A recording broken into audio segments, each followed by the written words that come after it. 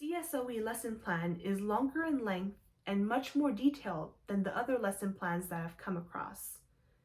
Most of the lesson plans I've seen are 1 to 5 pages in length, and this template is 8 pages long.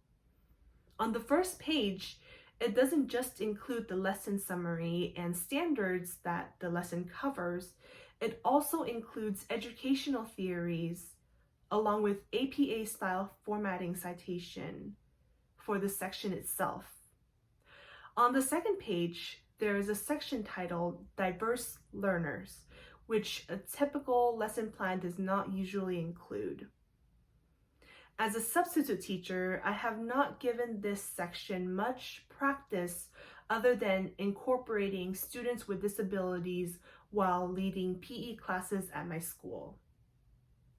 I have, however, observed general education teachers who support their diverse learners by allowing them to learn slightly differently than their classmates. For instance, a first grade teacher that I've observed allows his Spanish-speaking English learners to verbally answer his questions in Spanish and then have another student who speaks both languages fluently to help translate.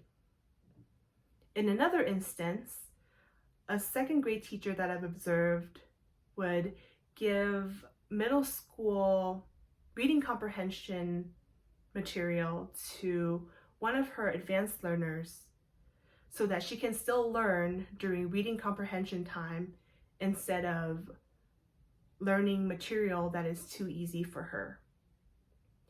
The last thing that stood out to me is that this lesson plan includes listing out the teaching standards along with personal reflections. I have written these pre-teaching and post-teaching reflections before, but in a more casual way where it was only for myself to refer to for future lessons.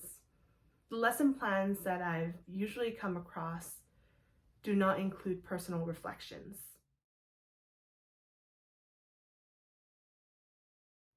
Three elements of the CSOE lesson plan template that I think will be challenging are measurable objectives, guided practice, and reflection. First, I think that writing a short measurable objective can be challenging. It seems simple enough to create a common goal for the class to be able to reach at the end of the lesson. However, in a classroom full of diverse learners, it is difficult to determine that singular objective when every student learns differently. What may be considered as an attainable objective may not be as attainable to an English learner. And what may be considered a relevant objective may not be considered as relevant to an advanced learner. Second, a guided practice will be challenging for me to predict. I've had lessons where the guided practice section took way longer than the independent practice section because the students did not seem to understand the material correctly.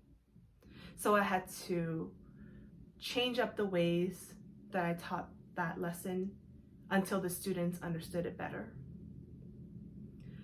Third, reflecting on a lesson can be difficult when there are so many things to remember.